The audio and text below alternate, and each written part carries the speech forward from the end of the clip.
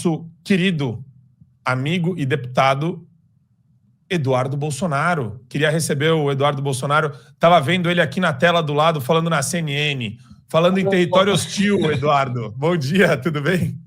Bom dia, Valdir. Espero que as pessoas entendam. É bom falar também para fora ali. Aqui tem uma audiência de direita, com certeza, considerável. Sempre tem os haters, a gente sabe, né? Mas acaba sendo importante a gente falar nesses outros veículos de comunicação também. É fundamental, Eduardo. É que eu gosto de assistir, antes de entrar no ar, a live CNN, que é com outra âncora. Ela não está fazendo hoje, eu não estou vendo ela agora, mas não, talvez ela tenha saído rapidinho.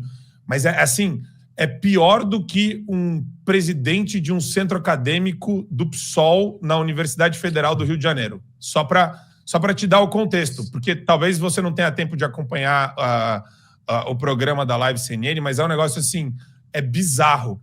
Mas vamos lá, Edu, eu queria começar fazendo uma pergunta para você a respeito. A gente está numa situação agora, na iminência de uma eleição para as mesas, né, para a presidência da Câmara e do Senado, e muita gente está batendo cabeça, discutindo, tem posições firmes contra o Alcolumbre, contra o Marcos... Hugo Mota, perdão. Contra o Hugo Mota. E, de um lado, você tem... A gente falou isso ontem com a Ala dos Santos também, com o Felipe Barros. Tem a questão do pragmatismo político, mas, ao mesmo tempo, pessoal... inclusive, eu me coloco nessa olhando assim de fora, a gente fica imaginando, poxa... Mas e as pautas que importam? E as pautas relevantes de impeachment do Moraes, de anistia? Tem matéria aqui da CNN falando que o Supremo Tribunal Federal, e eles plantam essas matérias também, eles fazem essas matérias com intuito provocativo. O Supremo Tribunal Federal, os ministros deram risada do que saiu na imprensa recentemente, né, plantado provavelmente, que o Bolsonaro fez um acordo com o Alcolumbre para conseguir a elegibilidade novamente. Eu queria direto perguntar para você aqui da fonte, existe algum acordo nesse sentido? O que existe no bastidor dessa concertação de eleições na Câmara e no Senado, Eduardo? Existe nesse bastidor muita coisa para todos os lados. Né? Você falou muito bem, acho que você matou a bicharada já, né, Marco Antônio? A imprensa, os deputados, né? Todo mundo tem interesse nesse jogo, mais do que os deputados também, né? Acabam vazando para a imprensa o que é do interesse deles para tentar tumultuar. Assim que eu fiquei sabendo que um deputado do PT disse: não, registrei aqui o meu compromisso com o Hugo Mota de que ele não vai pautar a anistia. Mandei a mensagem para uma outra autoridade de Brasília, né, de alto nível, e ele falou: olha, pode esquecer que isso aí é balela. Eu falei: eu imaginei mesmo, né, vindo de quem veio, do Rogério Corrêa, do PT de Minas Gerais, pessoa que tem a mesma credibilidade do Janones, né, só não é tão conhecido quanto o Janones. Mas, enfim, isso daí vai acontecer para tudo quanto é lado. Eu acho que o Hugo Mota ele vai seguir muito aquilo do que foi o Arthur Lira. O Arthur Lira...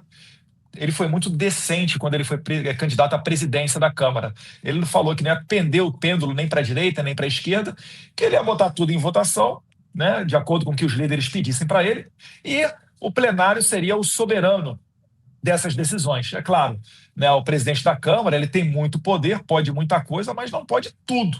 E a gente conseguiu algumas vitórias. Quando eu aprovei, por exemplo, a minha emenda proibindo o uso de dinheiro público para aborto, transição de gênero, de cirurgia de mudança de sexo para menores de 18 anos, dinheiro público para invasão de terra e doutrinação ideológica nas escolas, isso daí foi uma vitória. Está dentro da LDO, vai ter que ser renovado esse ano.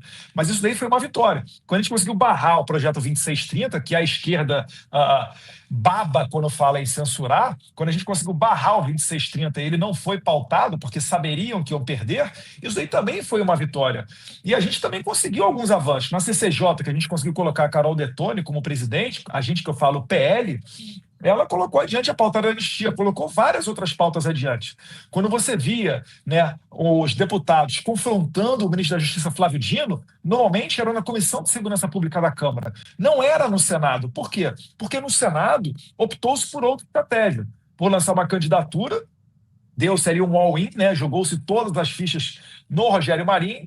Infelizmente, ele não conseguiu ser eleito, foi o Pacheco. Só que essa movimentação tirou a gente de todas as comissões. Resumindo, você não via ministro do Lula sendo enquadrado no Senado, você viu no Senado a maior força do governo Lula e acabou sendo eleito o Rodrigo Pacheco, assim como vai acabar sendo eleito agora o Alcolumbre.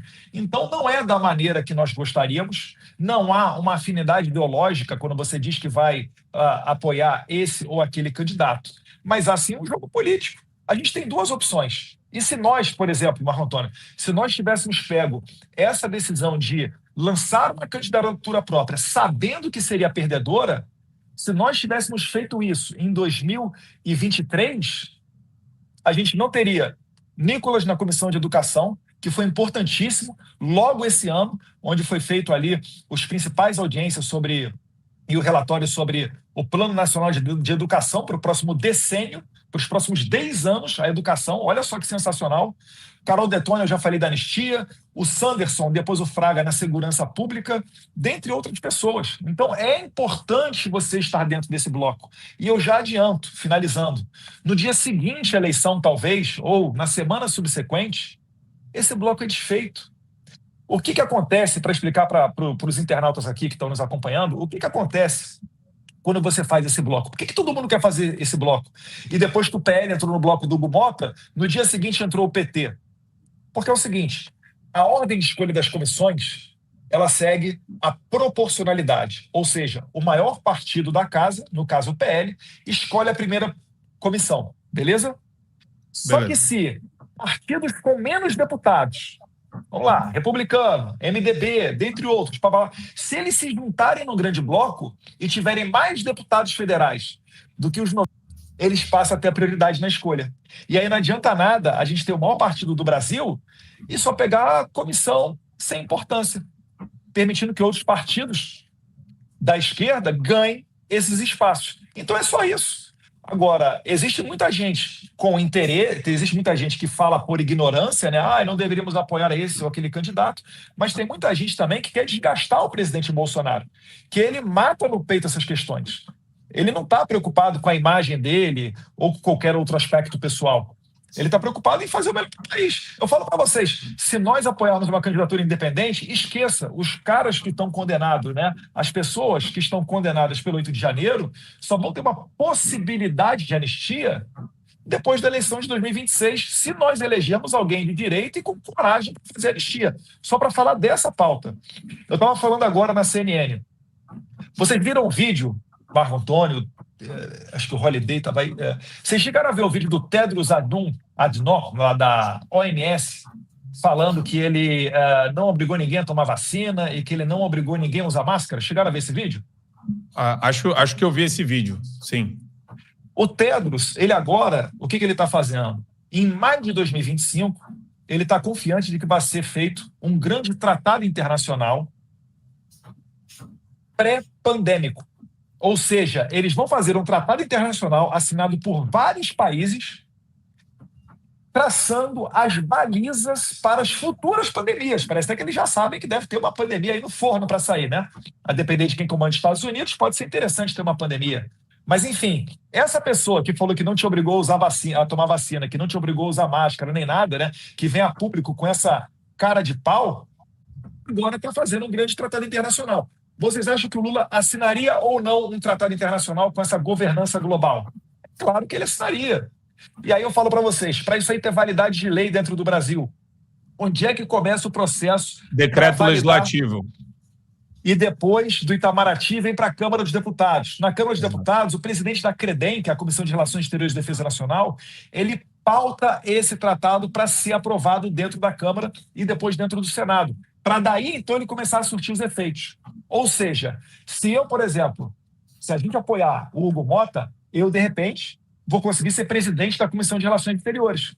E eu não vou permitir, através do meu poder de agenda, que vocês que estão me ouvindo sejam obrigados a usar máscara ou inocular no sangue de vocês, a contragosto de vocês, uma vacina experimental, porque um cara lá do OMS decidiu falar que sim e o Lula assinou esse tratado.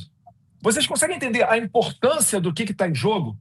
Eu falei de anistia, eu falei de tratado internacional pandêmico, né, que é o que o Tedros quer fazer agora em maio. Então, eu não posso trocar isso tudo por um discurso, por mais sensacional que ele possa parecer, um voto de protesto, marcar uma posição, No Congresso Nacional. E, mais uma vez, desculpa se estou me estendendo aqui, se for o caso, vocês me Não, cortam. acho que tá ótima a explicação, é ótima, porque você está mostrando um lado que, às vezes, quem não está acostumado com o dia a dia das casas ou das comissões dentro das casas, não enxerga que existe, né? Existe uma questão forte com relação a isso. Eu tenho outras perguntas também, mas eu quero terminar de ouvir o Eduardo para jogar também para o Holiday. Só para finalizar, e aí algumas pessoas comparam, mas o Bolsonaro foi candidato a presidente em eleições anteriores. É claro, ele era sozinho. Agora a gente tem o maior partido da casa, a gente tem que prestar um trabalho, a gente tem que dar satisfação, a gente tem que colocar a pauta boa adiante. Entendeu? Então, não se compara o Jair Bolsonaro sozinho, aquela foto emblemática dele no plenário, né, segurando o microfone sozinho, ou dos discursos dele influenciando, sim, a eleição da Câmara em 2005, onde, após o discurso do então candidato Jair Bolsonaro, em 2003, onde, após o discurso dele, o candidato do PT, o Luiz Eduardo Greenhalgh, teve menos voto no segundo turno do que no primeiro para a presidência da Câmara. Acabou elegendo o Severino. Mas eu sou muito mais um Severino Cavalcante do que o Luiz Eduardo Greenhalgh, que é um cara padrão Zé Dirceu, maquiavélico, advogado do PT, né, tratou do caso do assassinato do Celso Daniel, tratando de dizer que era um crime comum, né, cada um tem a sua própria opinião sobre aquilo dali, o pai do Estatuto do Desarmamento, e o Bolsonaro conseguiu, através dessa candidatura, enterrar o Luiz Eduardo Greenhalgh. Eu não vejo, né, que o astronauta Marcos Pontes, senador, possa enterrar candidaturas de quem quer que seja ao Senado federal, e me impressiona muito porque ele nunca foi uma pessoa de dar muitas opiniões, de subir à tribuna e marcar posicionamentos sobre temas sensíveis. E justamente nesse momento, onde o PL está costurando um acordo para ter espaço dentro das comissões, que o astronauta coloque em risco tudo isso que eu acabei de falar para dar um discurso dentro da tribuna do Senado. Mas vamos lá. Vamos lá. Holiday, tem uma pergunta para o deputado Eduardo? Eu tenho. Eu vou meio que continuar mais ou menos nesse assunto, mas... Não é sobre dívida histórica, não, né? Dessa vez, não. Não vou fazer pix, não, hein? Devo nada para você. Os meus antecessores lá, o pessoal, o meu bisavô veio lá da Itália, veio num barquinho todo quebrado, tá? Para trabalhar em lavoura em São Paulo aí. Então vocês não estão me devendo um pix, não. Eu fui cobrar lá, ganhei só R$10 na Paulista. Eu vi, cara, eu vi. Mas, Eduardo, eu queria perguntar o seguinte, considerando aí a proporcionalidade, né, e considerando que dessa vez o PL estará na chapa vencedora, nós estamos falando de manter as comissões que nós já temos ou existem outras comissões que seriam mais estratégicas e que nós estamos de olho? E quais seriam elas? E emendando nisso aí, eu queria trazer um outro assunto, que é o seguinte: recentemente nós tivemos aí o vazamento da primeira delação do Cid, e mais recentemente tivemos também a entrevista do diretor da PF para o Roda Viva, onde ele disse, e depois aí circulou pelo país inteiro, de que a PF não identificou, né, um financiamento centralizado ali nos atos do dia 8 de janeiro, indicando aquilo que a gente já sabia, que foi um movimento espontâneo e tudo mais. Só que isso derruba por terra a ideia de uma organização criminosa, com uma cabeça, com hierarquia e com envolvimento aí de políticos de direita nisso tudo. E estes impactos, né, dessa delação tão fraca do Cid, que é mais ou menos jogando nomes ao torto e ao léu. E o fato uma das 10 versões dele. Exatamente. E o fato da Polícia Federal ser obrigada a admitir que não havia uma organização ali naqueles atos do dia 8 de janeiro e não havia um financiamento também coordenado.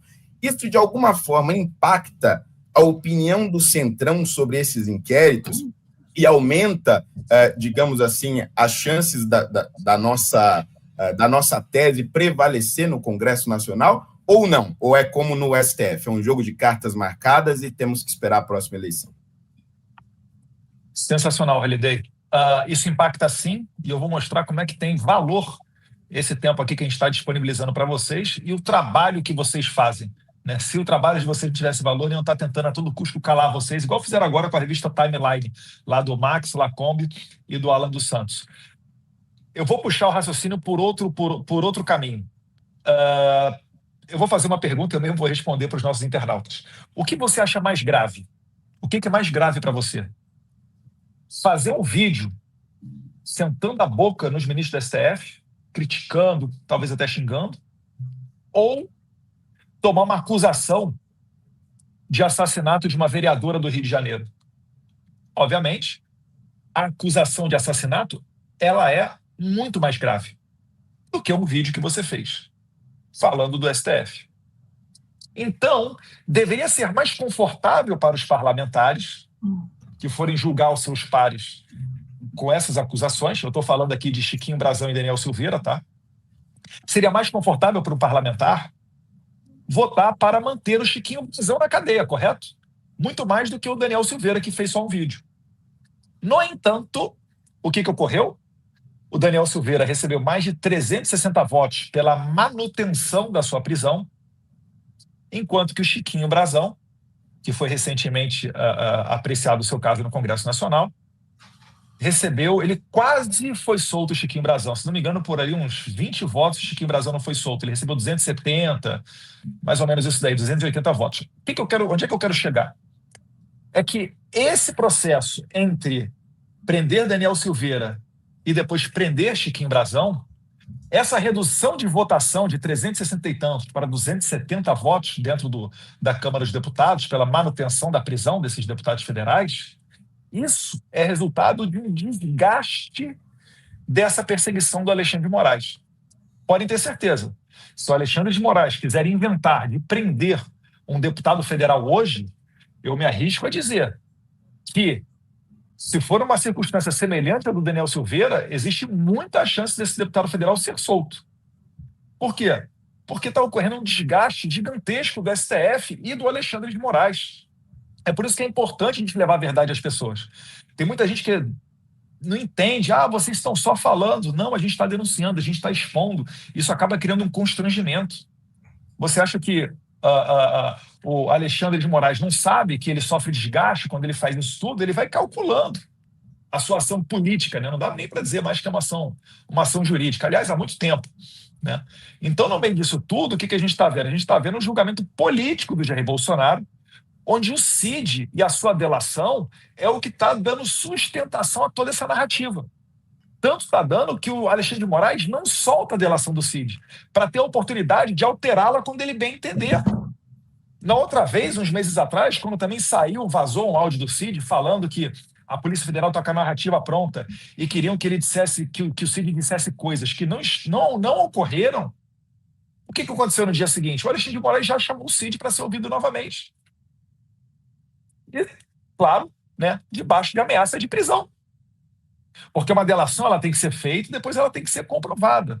Se essa delação do Cid cair por terra, acabou essa história de golpe.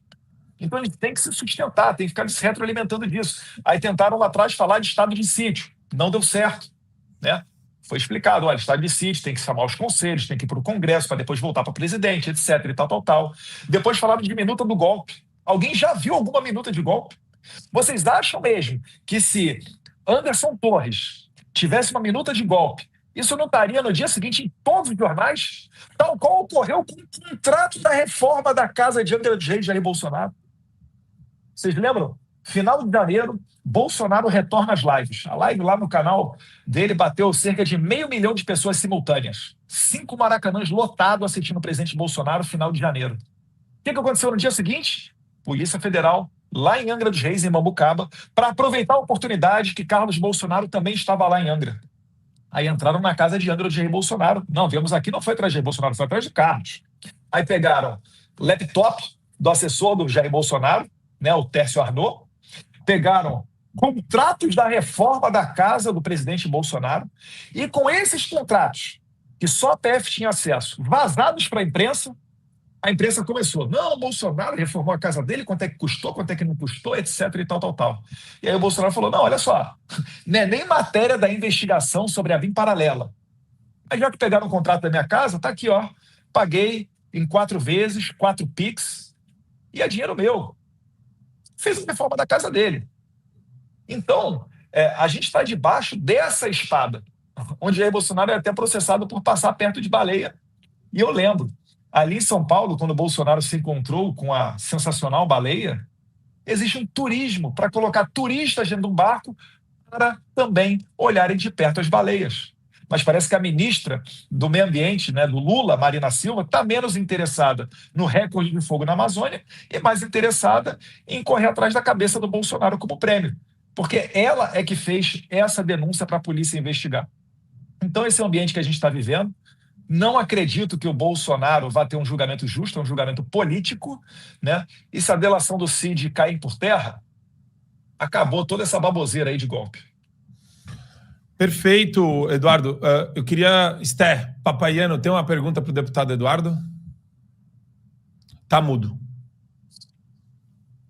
Essa foi novidade para mim, que foi a Marina Silva que denunciou o lance da baleia. A mulher veio lá do espaço para fazer isso. Uma das perguntas você já me respondeu, na verdade, que era sobre a Comissão de Relações Exteriores. Acho que é a sua grande habilidade, né? Que é tratar da questão das relações exteriores. Então, existe essa... para você poder ir para a comissão. A segunda é a seguinte, eu me lembro que em 2016, lá 2015, existia um meio muito eficiente para a gente derrubar as narrativas da imprensa, que era justamente quando vocês iam a público diminuir os ruídos e sempre acabava constando aquilo que vocês falavam em contrariedade àquilo que a imprensa inventava. Essa semana, a Daniela Lima ela fez um baita de um, estava lá dando bots, né, dizendo que a presidência do Senado estava sendo negociada por uma eventual elegibilidade de Jair Bolsonaro. Como é outra casa, talvez você não saiba, mas se você souber e puder elucidar se isso existe mesmo, ou se é mais uma das alucinações de Daniela Lima, essa questão da elegibilidade do Bolsonaro. E, por fim, se vocês estão fazendo o monitoramento da paridade das comissões entre PL e PT, para que... porque a gente sabe que hoje o PT ele tem um poder de barganha muito grande, por ser governo. Então, como o Lula vai fazer essa reforma ministerial, a gente sabe que ele vai querer negociar muita coisa nisso, inclusive essa parte, talvez, de comissões. Se vocês estão fazendo esse monitoramento para que a gente tenha alguma vantagem ali, né, entre PL e PT. É isso. Obrigada, meu Eduardo. Vi que você está meio doente, estimas melhoras, tá? Não entendi. Quem está doente? Eu falei, eu vi que você está meio doente, meio fungando, estimas melhoras para você aí, falou do Télix. Não é pelos mesmos motivos do Lindbergh Farias, pode ter certeza. Não, obrigado pela pergunta, Esther. Esse monitoramento ele é feito. O jogo do bastidor está se... A todo dia ocorre, a todo dia tem ligações telefônicas, todo dia tem ligação. Quem coloca muito adiante essas questões é o líder do partido, porque no final das contas, o líder do partido é que indica os presidentes das comissões. Dentro do próprio PL, existem várias vertentes. Eu lembro do primeiro ano, por exemplo, eu sou da vertente que, para mim, a gente sempre tem que pegar a presidência da CCJ. Somos o maior partido da casa, estamos dentro do maior bloco, tem que pegar a CCJ, porque ali dá para você fazer embate dessa guerra cultural, que é muito mais importante do que a guerra política, propriamente dita. Mas nem sempre eu consigo fazer valer a minha opinião. No primeiro ano a gente acabou pegando, também importante, tá? Pegamos a relatoria do orçamento, que ficou com o deputado Mota, do nosso partido, e depois a gente conseguiu pegar, em 2024, a presidência da CCJ. Mas isso daí vai ocorrendo a todo momento. É por isso que eu não posso chegar e cravar, eu serei o presidente da Comissão de Relações Exteriores, o outro será presidente da Comissão de Segurança. O que a gente consegue saber é que, certamente, o PL, dentro do bloco, vai pegar comissões importantes. E você está certa, Esther. Vai ser jogado esse jogo bruto dos ministérios. Há quem diga até que o Arthur Lira está negociando, não sei se é verdade, tá? Que o Arthur Lira estaria negociando a entrada de ministério no governo Lula, está colocando na balança a eleição de 2022, 2026, vai vir a Senado, vai vir a governo, enfim. Então isso tudo ocorre nesse momento agora. E uma pergunta anterior que você falou, eu esqueci, era sobre a CREDEM, a Comissão de Relações Exteriores. Não, mas essa você já tinha respondido, né? Que você está dentro desse... Tentando, pelo menos, ser membro, né? Das relações. Isso. E a outra foi da Daniela Lima, na verdade, que ela veio lá falar, porque veja, que grande negociação, não sei o quê, e a gente sabe que, né? Eles inventam coisas, às vezes, da cabeça dela. Eu não daria muito crédito para a Daniela Lima. Vale a pena você escutar, porque ela é porta-voz de muita gente que vocês conseguem imaginar. Exato. Né? Ela mesma dá risadinha, se gabando. Falei com o ministro, mandei um emoji para ele aqui, olha que engraçado, que legal, enfim. Aquele jornalismo profissional todo para depois chamar vocês de blogueiro, o Alan dos Santos de blogueiro. Mas eu não estou sabendo dessa negociação e, de fato, muito do que é pautado no Congresso depende do clima político. Né? Vocês podem ver, por exemplo, for começar agora de novo a colocar pedidos de impeachment contra o Lula. E agora, muito bons, por quê? Porque tem o mesmo embasamento das pedaladas fiscais da Dilma Rousseff. A esquerda, ela consegue se sofisticar, mas não consegue parar de roubar. Isso daí é algo que está no DNA deles. Então, lá atrás, as pedaladas da Dilma foram basicamente do quê? Empréstimos de banco público para conseguir maquiar as contas do governo. Então, eles deram uma sofisticada nisso. Eles conseguem colocar agora no orçamento programas como Pé de Meia, dentre outros, onde dentro do orçamento são direcionados bilhões para esses programas e eles são geridos tal qual são geridos fundos privados. Ou seja, ficam fora de muita fiscalização e tem muita autonomia para trabalhar esses bilhões de reais. E nada tira da minha cabeça, como eles têm essa liberdade, que eles vão despejar esses bilhões de reais no ano eleitoral, para tentar dar ares, né, artificiais de que a gente está tendo uma boa economia, tentando fazer algum aquecimento da economia, fazendo geração de empregos, para tentar vencer a eleição de 2026. Então, esse jogo está sendo jogado e o ministro Nardes do TCU explanou essa questão falando sobre o programa Pé de Meia. Então, esse argumento é muito forte para você colocar para o impeachment do Lula. E o impeachment do Lula, tal qual ocorreu com os outros dois casos que a gente teve na nossa recente democracia, em 92 ou 93 com o Collor e em 2016 com a Dilma Rousseff, o impeachment ele tem um combo, que é o quê? Crise econômica junto com baixa popularidade do presidente. O Lula está tendo uma baixa popularidade recorde agora nessa nova administração dele. Então, já tem mais gente que reprova o Lula do que aprova o seu governo. O Bolsonaro está liderando no Paraná Pesquisa as intenções de votos para presidente. Então, o governo Lula está vivendo um momento muito ruim. Como a relação deles com o Congresso não é uma relação de argumentação, é muito uma relação de tomar lá da cá, de emenda PIX, é natural, Esté, você está certa, deles fazerem esse jogo dos ministérios, tentando puxar os partidos de centro para o lado dele. Só que o ser político, ele pensa na própria sobrevivência, ele pensa na sua reeleição. Eu acabei de ver agora aqui o Marcos Pereira falando, olha, a tendência do Partido Republicano, que é o partido mais de centro, é a tendência dele ir para a centro-direita na eleição de 2026. Ou seja, o pessoal já dá indicativos de que pode abandonar esse barco. E o Lula não vai ficar, né, os políticos não vão ficar se desgastando perante a opinião popular para sustentar um governo que bate recorde de arrecadação, mas também bate recorde de gasto, causando um rombo bilionário nas contas públicas. Ninguém vai querer, nenhum deputado federal vai querer sair às ruas falando que está sustentando o governo quando ele cruzar com uma pessoa e essa pessoa falar, olha, o preço do feijão subiu, do arroz subiu, do trigo subiu, do pão subiu.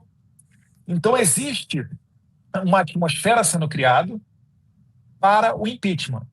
Eu finalizo.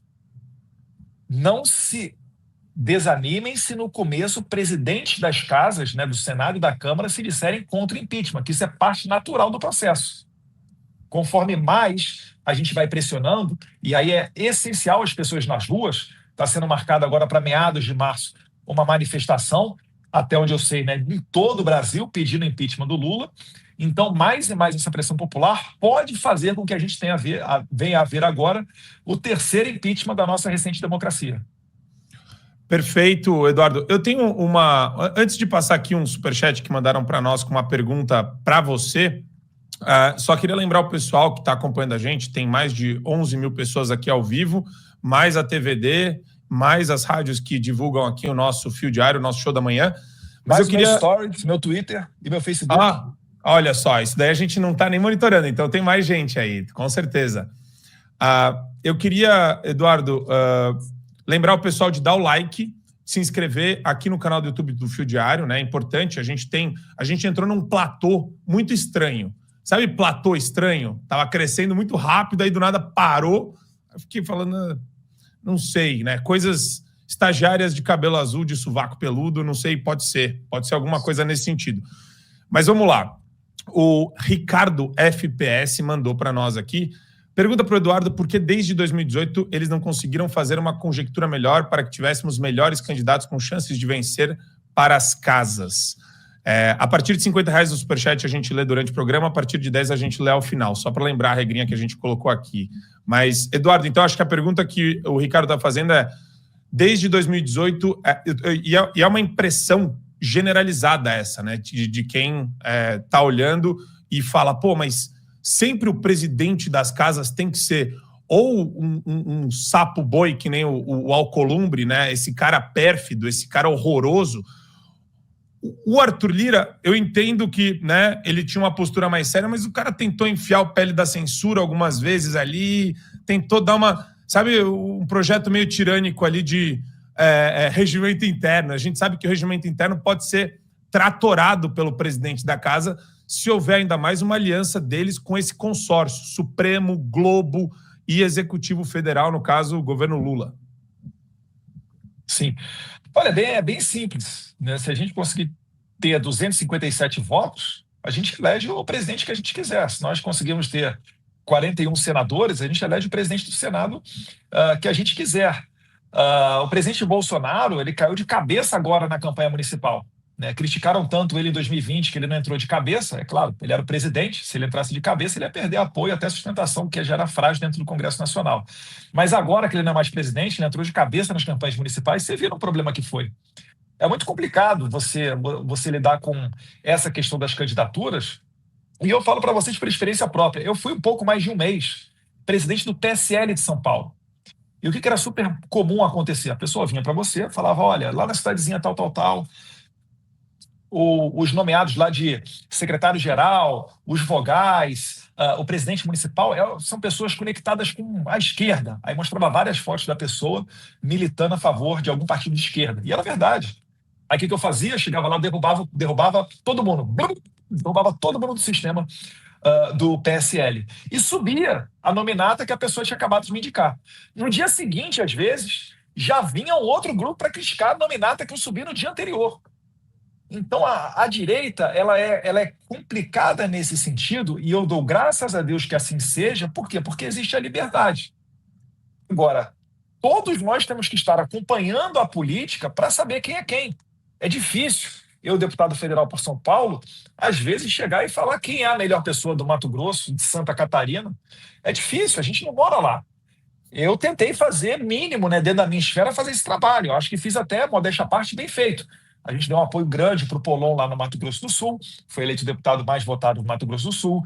A gente conseguiu pegar a Júlia Zanata, que era assessora de deputado, subiu ela para deputada federal, tem feito um excelente trabalho, né? Nas redes sociais, eu dou moral ali, veio o Zuco, o Carlos ajudando a Ramagem, e cada um, eu também ajudando o Mário Frias. Olha só, né? Na minha eleição, na minha reeleição, eu estava apoiando outros candidatos. Apoiei o Sérgio Camargo, apoiei o Mário Frias, estava dando RT neles, na reta final da eleição, que é o momento mais sensível de uma campanha, né, onde o eleitor, de fato, escolhe o voto dele para deputado. Então, a gente vem tentando fazer na medida do possível. Agora, se nós conseguirmos colocar, como eu falei, a maioria da Câmara e do Senado de deputados à direita, não tenha dúvida. Aí vai ser uma discussão maravilhosa, que aí a gente vai sentar entre nós, quebra o pau entre nós, mas vai ser alguém de espectro de direita a comandar as casas. É isso daí, Entendi. é isso daí. A gente vai engatinhando. A esquerda começou em 1922, Partido Comunista Brasileiro, não é nem do Brasil, brasileiro, em 1922, a primeira célula organizada da esquerda no Brasil. A gente só está com 100 anos de atraso, mas a gente vai chegar lá. Vamos, a gente precisa chegar lá. E eu quero, Eduardo, eu sei que já estendeu bastante aqui o nosso papo, mas duas coisas que me preocupam, e eu vou fazer aqui para encerrar. Um projeto de lei do Executivo que é uma repaginação do PL da censura de novo. O Executivo passou já pela CGU, Controladoria Geral da União, pela AGU, veio do Ministério da Justiça, né, do Lewandowski, essa porcaria, e eles parecem que vão entrar com tudo já no começo do ano legislativo para tentar de sopetão, no meio de toda a bagunça das discussões de mesa, etc., enfiar esse projeto goela abaixo. E a segunda questão, você sabe, né, minha pauta prioritária, é o impeachment do Alexandre de Moraes. E existe algum bastidor, alguma questão relevante sobre o trâmite dos cancelamentos dos vistos de ministros do Supremo e de agentes da Polícia Federal e de delegados e do PGR também, se for o caso, todo mundo que participa desse regime totalitário que foi instaurado no Brasil pelo Supremo, existe algum trâmite e existe alguma janela de oportunidade que você vislumbra possível nos próximos 6 meses? Porque se a resposta for positiva ou no próximo ano, eu acho que é dever nosso manter essa discussão aberta, viva e nas ruas também. Com certeza, Marco Antônio, a gente tem que manter essa chama acesa. Mas eu vou ser bem sincero, eu acho praticamente impossível, né, você colocar adiante um impeachment de ministro do STF com a atual conjuntura que a gente tem no Senado. Tá? Eu não creio que o Alcolumbre vá ter um posicionamento tão diferente do Rodrigo Pacheco nesse sentido. Só que isso não nos impede, como você bem falou, de fazer pressão. Porque a gente tem que saber, calma aí, a gente vai voltar para renovar 2/3 do Senado em 2026. Vai ter muita gente concorrendo à reeleição. A gente tem que saber se esse candidato à reeleição, se ele acha que a Débora, que é a mãe de 2 filhos, está condenada a 14, 15 anos de cadeia lá na Papuda, se a Iracina Gachi, de 71 anos, que está condenada a 14 anos de cadeia lá na Papuda, se esse senador acha que elas são realmente terroristas ou não. Porque se ele acha que essas mulheres não são terroristas, eles têm que se posicionar a favor do impeachment do Alexandre de Moraes. Porque abuso de poder é margem, né, para impeachment de ministro do STF. Então esse debate ele tem que estar certamente aceso. E as atrocidades jurídicas feitas pelo Alexandre de Moraes, essa perseguição para esmagar a direita, para tentar fazer com que a gente volte aos tempos em que existia PT versus PSDB, e a maioria dos brasileiros achava que isso daí era oposição em situação, isso daí chega assim nos Estados Unidos. Vocês acabaram de ver, quando o presidente Trump mandou 2 aviões com deportados colombianos para a Colômbia e o Petro não aceitou, o presidente da Colômbia não aceitou, o ex-guerrilheiro Gustavo Petro, que faz parte do Foro de São Paulo e apoia o Maduro na Venezuela também, né, igual o Lula aqui. O que o Trump fez? Ele decretou várias sanções, dentre elas quais? A perda do visto, não só do presidente da Colômbia, Gustavo Petro, mas para todos os membros da sua família e membros do governo. Então, o Trump deu uma sinalização clara de que, onde houver conflito com os Estados Unidos, poderá haver, sim, a revogação de vistos. E o Trump está se lixando se é presidente, se é ministro do STF, se é deputado, se é senador, se é jornalista. Ele não está nem aí para isso. Ele está querendo o quê? Colocar o interesse do americano em primeiro lugar. Se você for desafiar ele, esteja bem preparado, porque a borduna vai ser forte. Né? Além das sanções, tarifa de 25% de imposto dos produtos colombianos que cheguem nos Estados Unidos, aumentando para 50% na semana seguinte. E isso daí surtiu efeito imediato. Não durou nem 1 hora para o Gustavo Petro dizer que estava usando o próprio avião dele, foi a saída honrosa que ele encontrou, né? O próprio avião da Colômbia para ir pegar os colombianos lá nos Estados Unidos. Então esse jogo é verdadeiro. Eu acredito que, como o Trump e o Elon Musk já disseram, é bandeira deles, é realização de vida combater a censura. Nós já vimos o posicionamento do Elon Musk mesmo antes do Trump ser presidente. Então, ainda que os Estados Unidos não façam nada especificamente voltado para o Brasil, existe sim uma forte chance de haver um confronto natural entre o governo Trump e as autoridades brasileiras. E aí, quando é Alexandre de Moraes, Lula, ou Gleisi Hoffmann, ou Paulo Teixeira, ou Haddad, pouco importa. Lá nos Estados Unidos, a mensagem que chega é: o Brasil está se contrapondo ao governo dos Estados Unidos. E aí, com certeza, né, perder visto, aumento de tarifas, dentre outras sanções, todas essas possibilidades estão em cima da mesa, como o Trump acabou de fazer com a Colômbia. E finalizo com a nomeação de Marco Rubio, senador Marco Rubio, que agora é secretário de Estado. É o equivalente ao nosso chanceler, né, aqui do Brasil, ministro das Relações Exteriores. Com a sua nomeação, como ele é descendente de cubanos, e a deputada federal Maria Elvira Salazar também é descendente de cubanos, eles têm uma afinidade e uma convergência de ideias muito próximas. A Maria Elvira Salazar, ela foi quem capitaneou, né, a assinatura de outros parlamentares, oficiando Antony Blinken, então secretário de Estado, pela perda dos 11 vistos americanos dos 11 ministros do STF. Vocês provavelmente lembram disso. Só que agora ela não vai peticionar para o Antony Blinken, secretário de Estado. Ela vai peticionar para o Marco Rubio, secretário de Estado.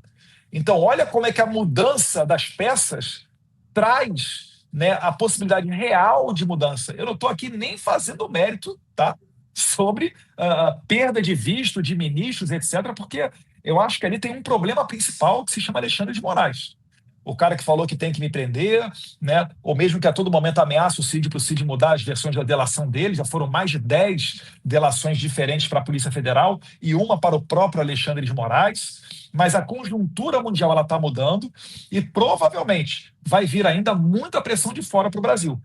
Relembro, a deputada federal, agora de verdade finalizando, a deputada federal Maria Elvira Salazar, ela também propôs um projeto de lei onde ela prevê que autoridades estrangeiras vão perder o visto americano caso violem a primeira emenda norte-americana. A primeira emenda é que trata, basicamente, da liberdade de expressão. Trata de liberdade religiosa, de algumas outras liberdades, mas ela fala muito de liberdade de expressão.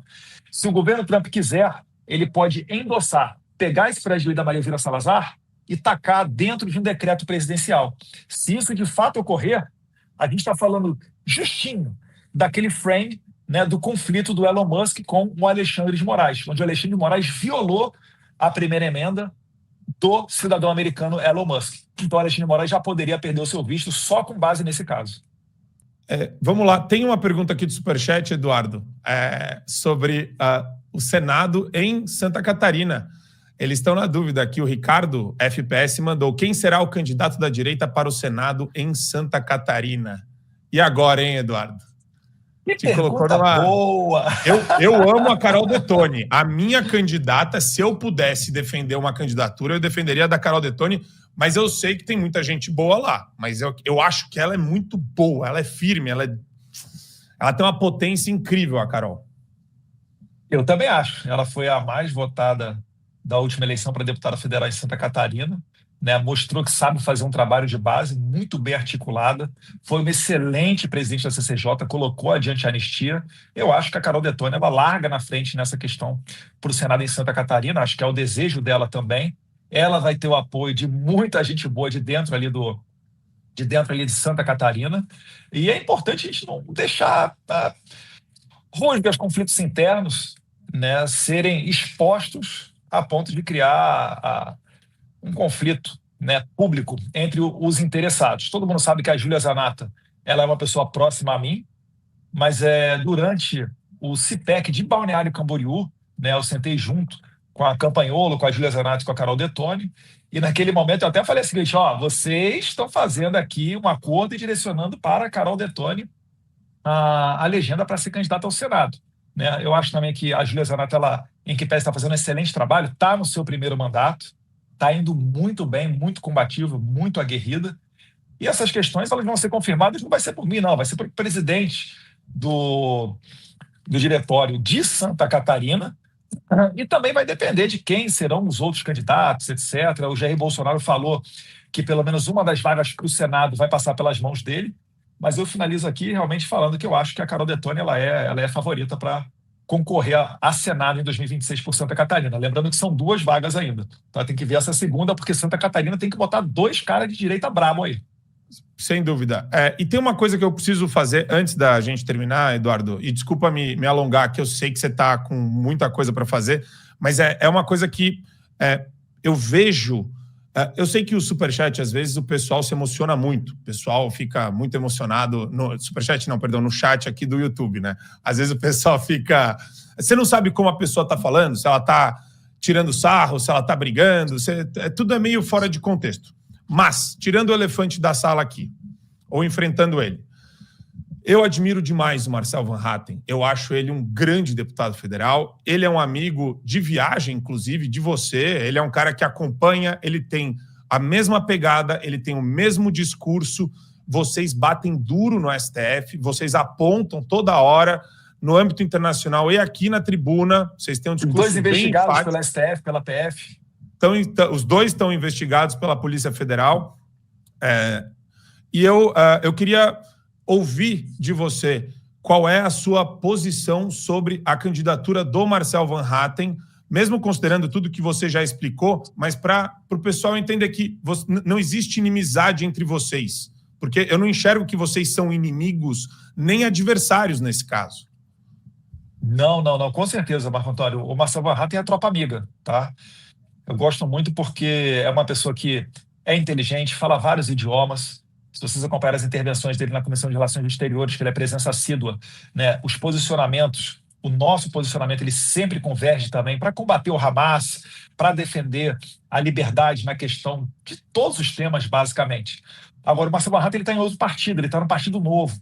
Eu tenho que lembrar aqui que o Novo, ele é um partido que não tem uma grande representatividade dentro do Congresso Nacional, né? Tem poucos deputados federais, e isso coloca o Novo lá na rabeira das escolhas para as comissões. Então, muitas das vezes, o que ocorre? O Novo ele acaba ficando isolado e tendo que recorrer a outros partidos para que os seus deputados sejam encaixados nessa ou naquela comissão. Então, por exemplo, pode ocorrer de o Partido Novo não ter uma cadeira de titular numa comissão importante e a gente do PL conversar com o Novo e permitir, olha, coloca esse deputado do Novo nessa comissão aqui, a gente abre a vaga do PL para um deputado do Novo. Então, isso daí pode ocorrer. E o Novo, devido a essa questão toda, ele pode perfeitamente, vale a pena para ele, marcar uma posição, fazer um discurso, um voto de protesto. Então, toda a candidatura, né, do Marcelo Van Hatten para a Câmara dos Deputados, quanto a do senador Eduardo Girão, que é um excelente senador, né, para a presidência do Senado, ela se justifica por esse ponto, né? Certamente, se eles estivessem em partidos, como é o caso do PL, de mais de 90 deputados, eles estariam jogando um jogo diferente, estariam buscando por mais espaço dentro dessas comissões. Certamente, Marcelo Van Hatten daria um excelente presidente da Comissão de Relações Exteriores, mas ele não está no PL, ele está no Novo. Então, como eu falei aqui, para ele interessa esse espaço. E a gente não tem que se matar e degladiar por causa disso, não. Tá, pessoal? Está todo mundo no mesmo barco, está todo mundo aí sendo investigado pela Alexandre de Moraes, está todo mundo trabalhando a favor da anistia, está todo mundo prestando atenção nos Estados Unidos. Então, bola para frente e não permitir, né, que essas questões políticas que elas acabem por nos desunir. Até porque, se nós tivermos aí manifestações de rua a favor do impeachment do Lula, a gente vai estar subindo no mesmo caminhão de som. Exato. Deputado federal Eduardo Bolsonaro, queria agradecer demais. A gente fez aqui, estendeu bastante o tempo da entrevista, mas obrigado por achar um tempo aí na agenda para bater esse papo conosco. E bom começo de ano legislativo. Começa sábado, né? Um pouco fora de... Isso daí não é muito praxe começar sábado, né? Geralmente começa na terça-feira. O pessoal está botando parlamentar para trabalhar final de semana. Cuidado, né? O pessoal fala, vamos acabar com as férias dos parlamentares. Pense duas vezes se é isso mesmo que você quer. Porque pode vir coisa muito ruim lá de dentro, né? Pode vir coisa boa, mas também coisa ruim. Mas vamos lá, né? Sábado tem eleição para a Câmara. Se vocês não estiverem cobrindo, certamente vocês vão comentar muito dali. E vamos ver o que acontece, né? Deus quiser, a gente vai ocupar posições interessantes nas comissões para colocar adiante o combate ao aborto, né, o combate à censura. É importante vocês do Fio Diário, não preciso nem falar que vocês já vão estar acompanhando, né? Todas essas tentativas de calar vocês, tá? Se calar vocês, vão calar nós, e aí o PT vai ficar vendendo lá, através de orçamentos milionários da SECOM, vai vender o peixe deles de que está tudo bem, né, para as grandes empresas de comunicação. Então, isso daí não é o Brasil que nós queremos, a gente quer liberdade. Se a gente tiver liberdade de expressão, a gente vai voltar ao poder cedo ou tarde, porque a verdade está ao nosso lado. Obrigado, Marco Antônio, obrigado, Esther, obrigado, Holiday. Valeu, obrigado, Eduardo. Obrigado aí pelo carinho e por aceitar a entrevista.